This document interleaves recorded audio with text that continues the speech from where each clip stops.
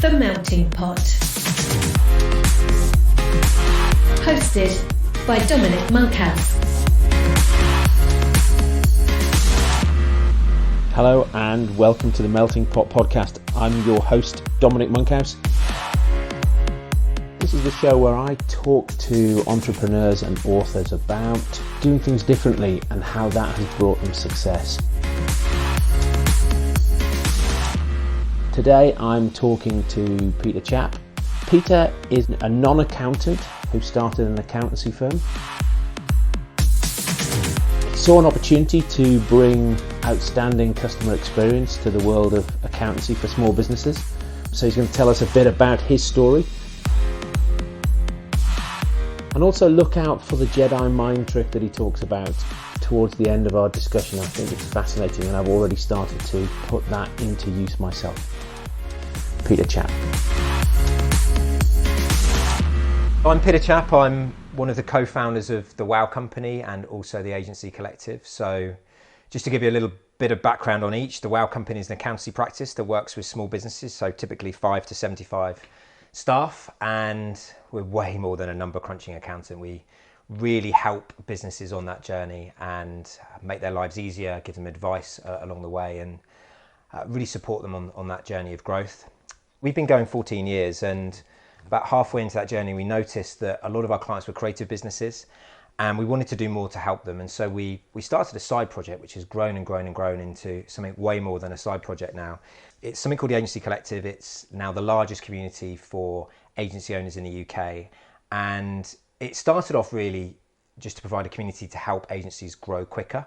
But what it's evolved into is an incredibly supportive network. It's a genuine community where people come together to help each other out, to collaborate, and to share in this journey of running an agency and all the challenges that go with it. And it's a joy to watch businesses come together to learn and grow and share and develop together and overcome those challenges. And that's what both businesses do in different ways. They help make a difference, a real positive difference in the lives of business owners. And I'm very proud to have played a small part in setting them up and play an active role in each business today. And why did you set up an accountancy business? Are you an accountant? No, and neither is my business partner. So what was really interesting is that Paul and I were both frustrated with accountants. So Paul had trained an accountant, became disillusioned with the profession, and really saw the future of accountants as more than just number crunchers. So he was selling or attempting to persuade accountants that the future wasn't in crunching numbers, it was in advice. And he had developed a framework. It was called the Strategic Planning Toolkit. And he was attempting to convince accountants around the country that they should use this with their clients as a method of doing more than just crunching the numbers. He was getting fed up of trying to convince 8 partner firms that this was the future when all they wanted to do was produce sets of accounts. I was running a consultancy firm at the time, effectively sales and marketing consultancy.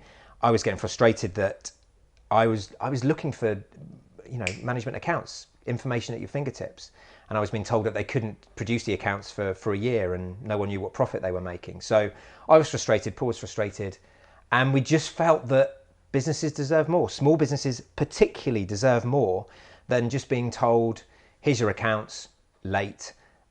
No explanation of what they mean, no advice, no guidance, and we wanted to give them something more. So we both chucked in our jobs and got really focused on building something special, something that really made a difference.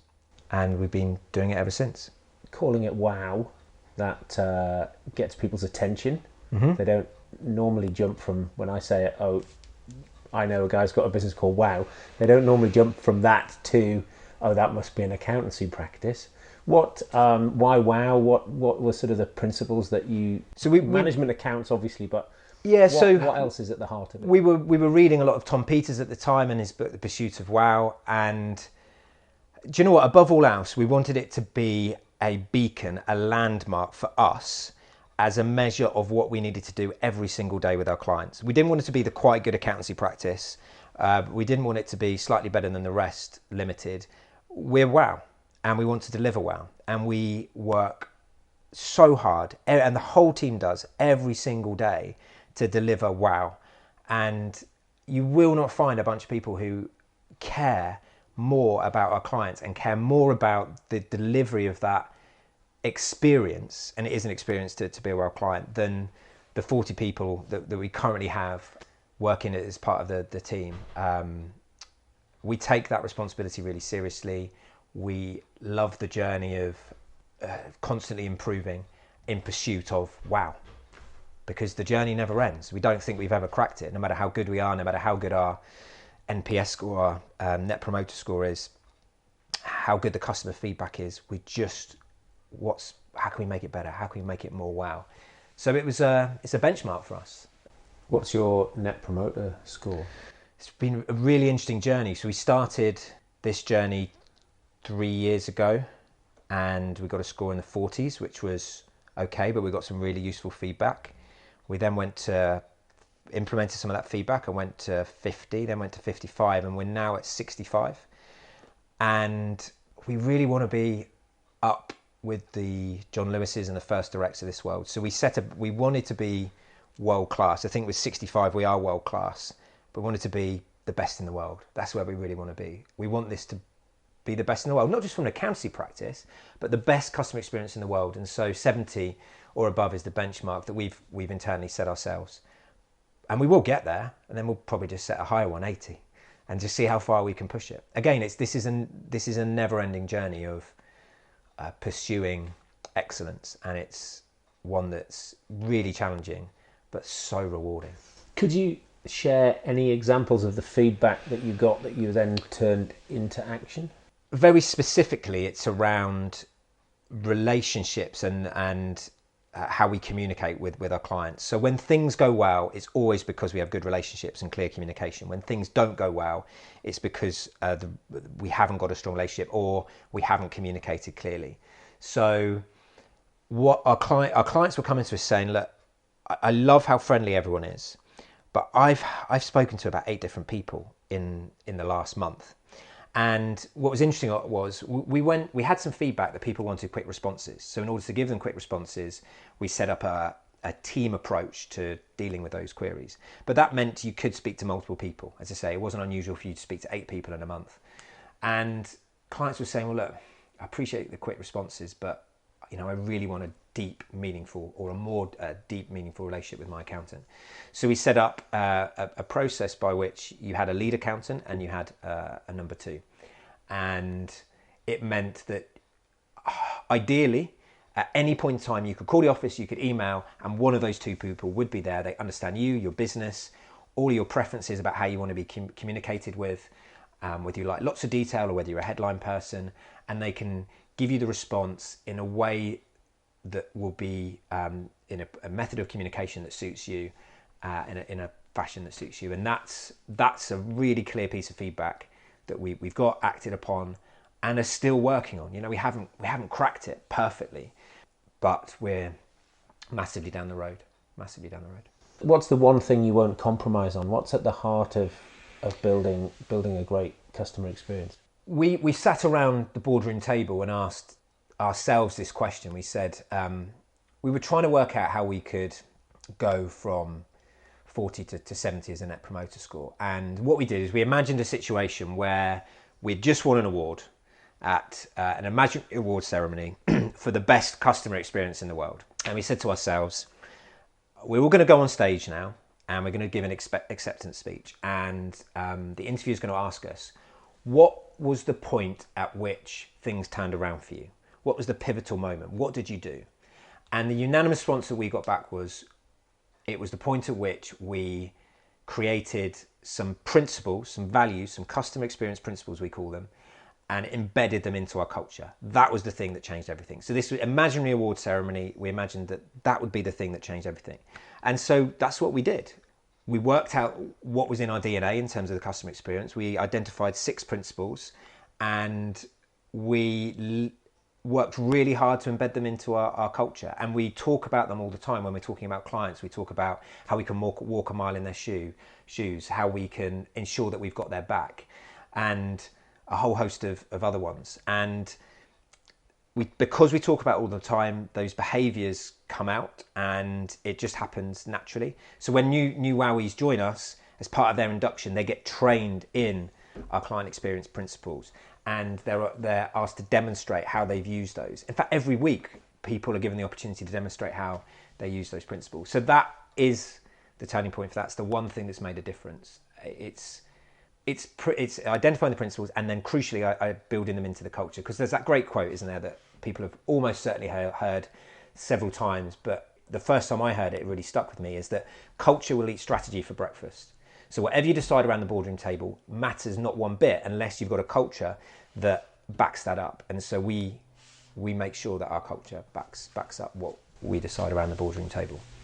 And with a no compromise view on your culture, do you find it more difficult or easier to hire great people? Oh, it's massively easier. And by the way, we've got this really wrong in the past. So I've seen both sides of this. It's sort of confessional time now. When you start off a business, you start it from nothing, from scratch. We had nothing, no clients, no clue. Paul and I were 24 years old, and you just do everything you can to pick up clients, and you start to build a team. And we honestly thought culture would just take care of itself. What do you need to worry about culture for? It's just, people will sort themselves out. And we got it hugely wrong. And we started to see the downsides of that. And not least in the fact that we weren't terrific at hiring people. It was very, very hit and miss, and mostly miss. So the first step was to be conscious about culture and actually say, what do we want? What are our values? What do we stand for? What is our purpose as a business? And be really clear about that. And then everything got so much easier. And this no compromise phrase that you use I think it's really important, because you cannot compromise on this stuff. And we work really hard to identify areas that aren't quite right and tackle them. Whether as previously, going back maybe 7 or 8 years, we'd have just washed over that, glossed over it. It'll sort itself out. No, it never sorts itself out. It just gets worse unless you address it immediately and do something about it. Those situations, those individuals, those little grains of sand in your shoe suddenly starts to create a massive blister, and when it pops, it gets messy. That's a horrible analogy. I'm really sorry for anyone listening, particularly those with blisters. But you get the point. Yeah. Thinking of terrible, messy things there, one of the things we were talking about before we started recording, which I was absolutely struck by and wanted to ask you more about, is this philosophy, or I don't know how best to describe it, something that you started doing recently where you said you take a terrible thing and try and turn it into a positive? Yeah, so as you well know, in business, in life, things don't always go to plan.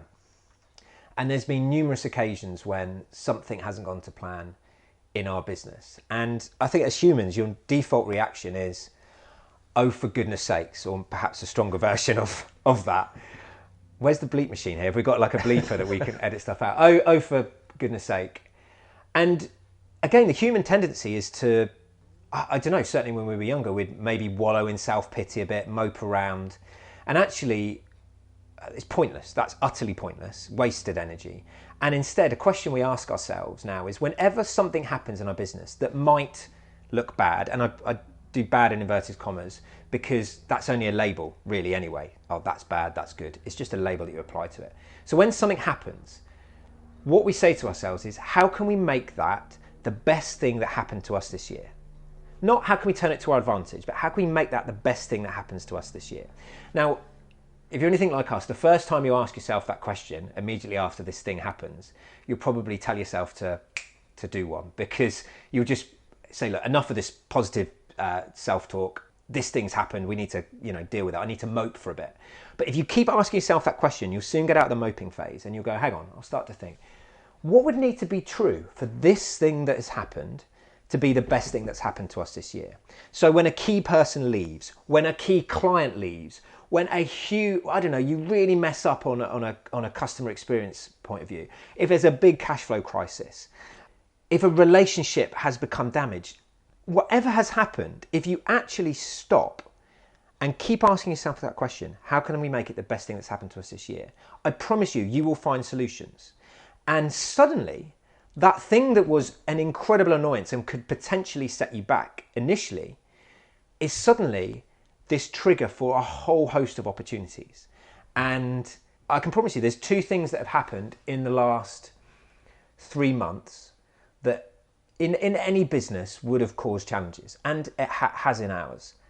But my goodness, the opportunities that it has opened up are mind-blowing, because we very, very quickly, collectively as a group, kept bombarding ourselves with that question: what would need to be true for this to be the best thing that happened to us this year?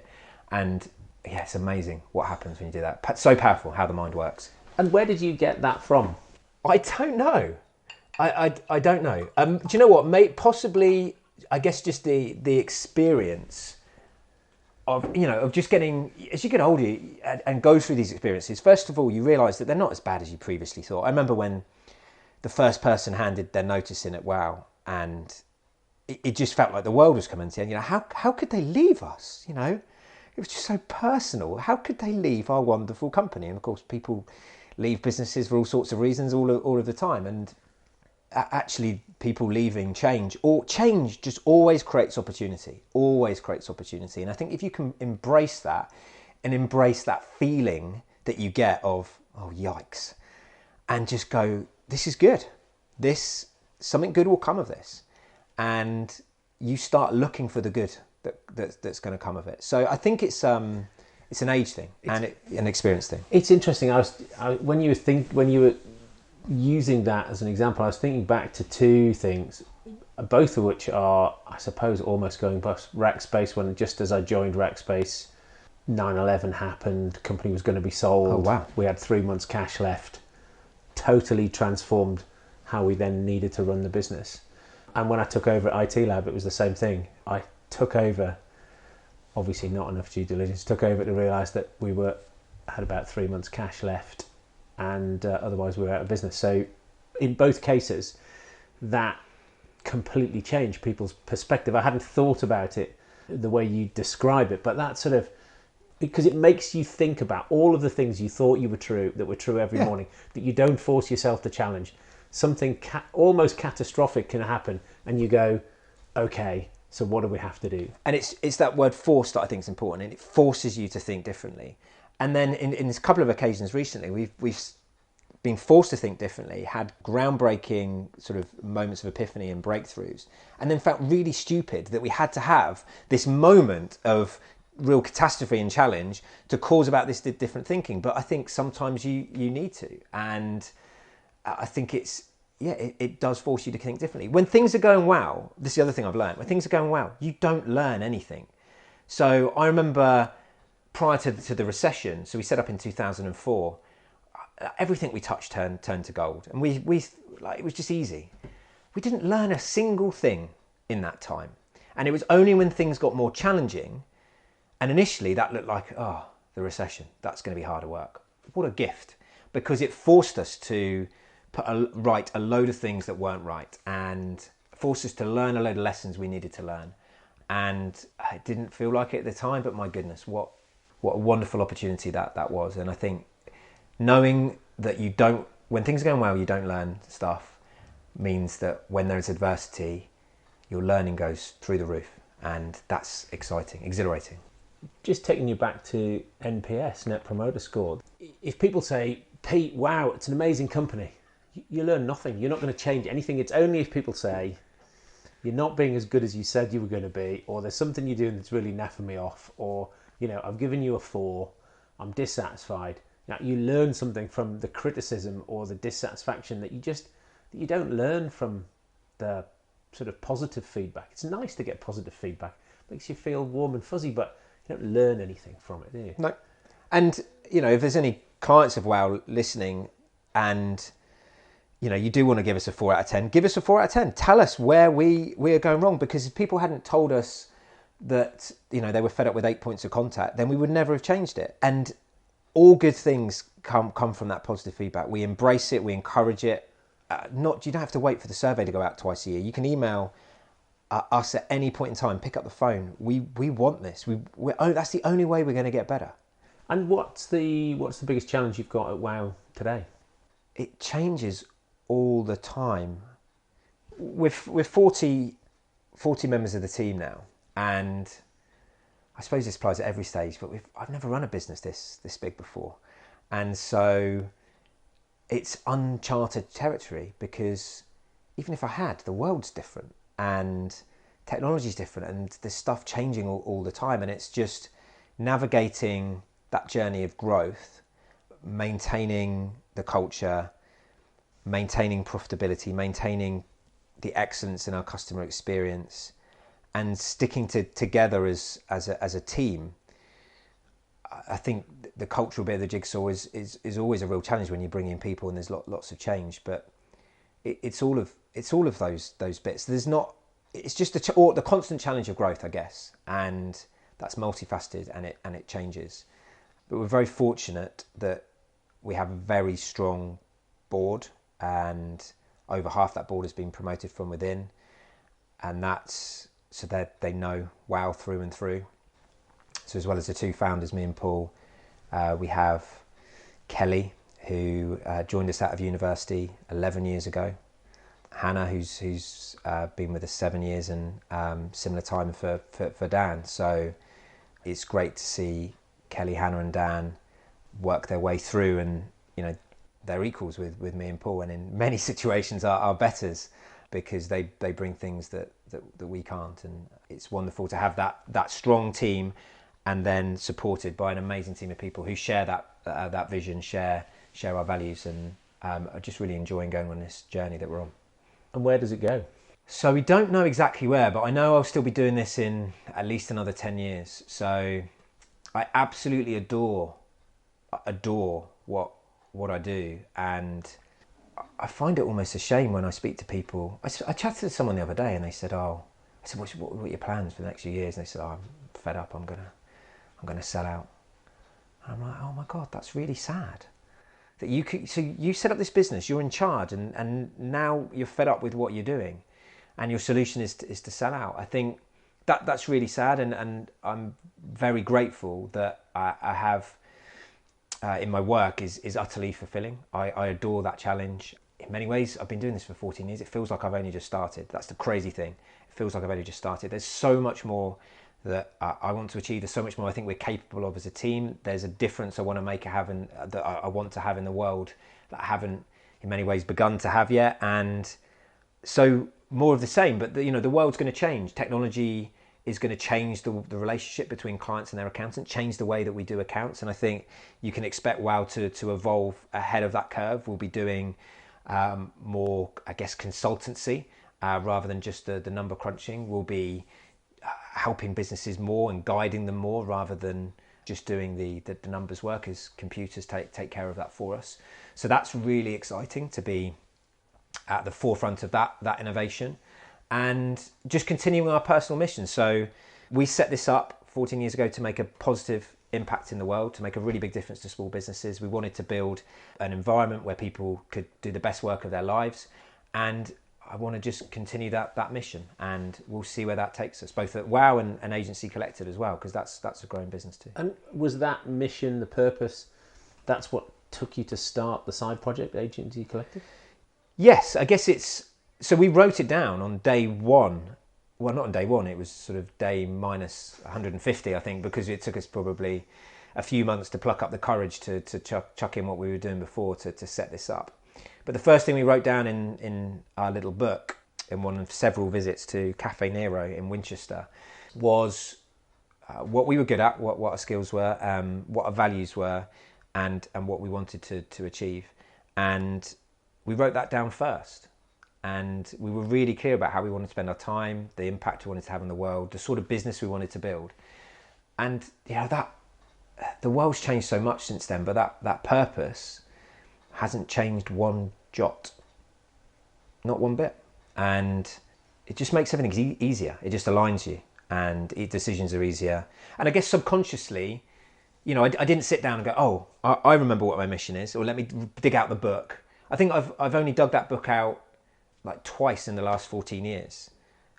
But subconsciously, it caused me to set up Agency Collective, and it subconsciously caused me to have lots of other ideas about how I can make an impact, and I'm sure I'll execute one of those in a big way soon. But right now, I'm really focused on these projects. Is Agency Collective, though, are you there targeting a smaller group of clients that would normally be a WoW customer? Yeah, so solely agency owners, and typically of a typical size. So WoW works really well, I guess, between sort of 500,000 and 3 million turnover. That's where we're world class. No one can touch us in that space.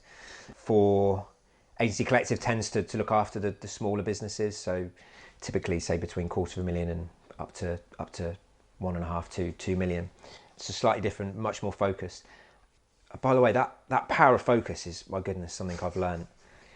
So people far wiser than me were telling me in the early days when we were just doing everything to say focus, focus, focus. You should focus.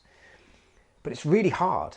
It's really hard to focus when in the early stage of the business. So people would come to us at WoW and say, "Oh, can you look after this business and do this thing?" And we'd look at it and go, "Oh God, that looks complicated. We've never done it before." But we'd say, "Yeah, we can do it."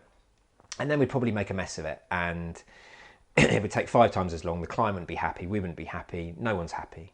And you soon work out that that's just daft. So over time, we've got way more focused, and we just start saying no to stuff. No, we can't. Sorry, we're not right for you. And this is, genuinely, we're not right for you. We will only do stuff where we think we can be the best in the world at it.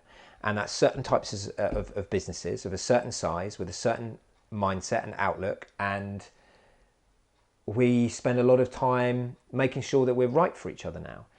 And I'd encourage anyone listening to this to just, they'd have heard this concept of focus plenty of times before. But this idea of what can you be the best in the world at just kept getting repeated to me. I just kept hearing it in different places. And eventually the penny dropped and you start to narrow down and go, oh, okay, what could we be the best in the world at? Interesting. And what would need to be true for that to happen? And then you just go on this incredible journey. And it looks like you're narrowing down your options and it looks like you're going to have less opportunities because you're saying no to more stuff. But actually you create more opportunities with this focus because you have the blinkers on. If you're trying to market to everyone, then that's exhausting, like utterly exhausting. But if there's only a select few clients that you think you could work with, everything becomes easier. You know what events to run, you know what content to put out, you know who to contact. Everything becomes focused. You can really get to understand them. And so having the Agency Collective as a very, very focused network, if it was just we can help all businesses of all size, there's no way it would have been as effective and successful as it is. It's not a chance because, it's not a specialist. So people like dealing with specialists. Always. But you're absolutely right. So often I'm having conversations with people and they're saying the same thing. But I say, who are your most profitable current clients?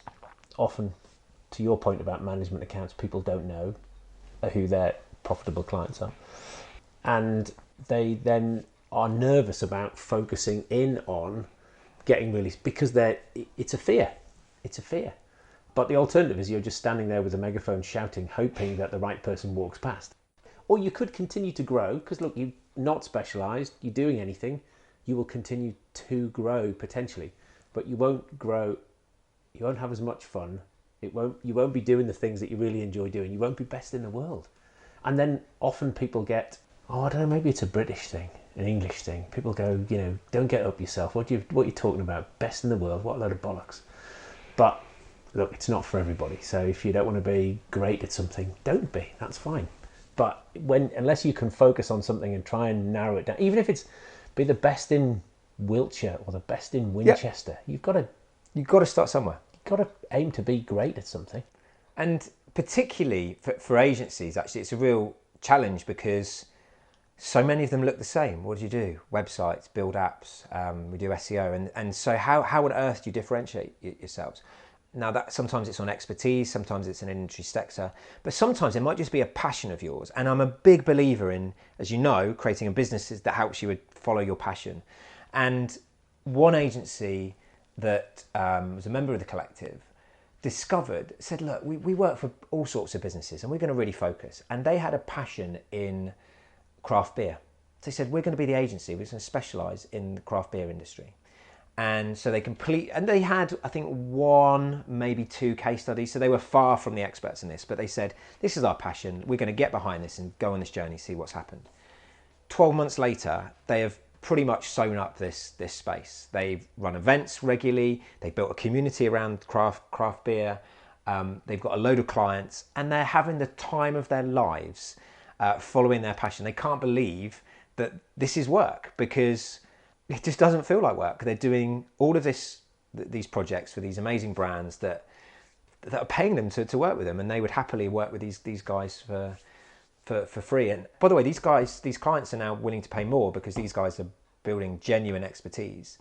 But I just love that story. This doesn't always need to be about money, and often it's best when it isn't. But if you can follow that passion, if you can create a business that allows you to follow something or achieve something that you want to achieve personally, then this won't feel like work, and it shouldn't. It just feels joyful.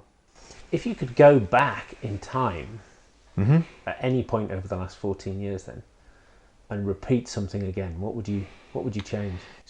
You know, there's minor little instances that I would change, but none of them would, I don't think, affect where we ended up. The one piece of advice I'd give myself was, which I'm better at now than I was in the earlier days, is just enjoy the journey. In the early stage of the business, it just felt, you know, everything felt like it was on the line, and I suppose in many ways it was. I've just got way more philosophical as I've got older, and I'm really enjoying the challenges that come with running and growing a business. And I think that enjoying the journey bit, we work so hard. Anyone listening to this podcast will know how hard it is to run a business and the challenges that you go through. And we're really good at setting objectives and ploughing forward. What we're not quite so good at is just stopping and just taking a look behind us and going, wow, look how far we have come. Look how far we have come. And when you actually stop to do that and look around you at the beauty in our businesses every single day, you just get an enormous feeling of satisfaction and gratitude, and just being really happy with where you're at now. And being really happy with where you're at now is a really good place to be. I spent a lot of time hitting objectives with the business, but never being satisfied. It's a horrible place to be. In the early stages, I was young, I guess, and right, we need to hit this target. We hit that target. Great. No, now we need to hit this one. Now we need to hit this one. Well, of course you do. It's handy to have targets and handy to have a plan, but it's way more important, I believe, to really enjoy the journey. So that's my advice, is just go back to my younger self and just tap me on the shoulder and say, hey, Pete, just chill out a bit. It'll be all right. Take a long-term view, enjoy the ride. And I think that's a really good piece of advice. Thank you. And thinking about books you've read, what would you recommend? So there's a couple, and one came right at the start of my journey, and one's just finished reading, and probably neatly sum up where I was at then and where I'm at now. But there was a wonderful book that encouraged me to take the leap and set up the business. And I think anyone listening to this thinking about setting up a business should read Think and Grow Rich by Napoleon Hill. It was a book that really inspired me to take action and to follow my dreams and pursue those dreams. And I'm very grateful that I found that book at that time, and it allowed me to do that. There's a book I've just finished reading called Positive Intelligence that looks a lot at mindset, and that's been really helpful in, I guess, my current state of zen and calmness and thinking about life. And I find that quite useful as a guide for how to think effectively, because if you can think effectively, then it goes a long way to taking effective action. Thank you very much indeed. Cheers, Dom. Thank you for listening to the Melting Pot podcast. Please, we're now on iTunes. Give us some feedback, and on Stitcher and SoundCloud. That'd be fantastic. And sign up to the newsletter over on medium.com/foundry-media. You can sign up for the weekly newsletter and read the blog. Till next time. Goodbye.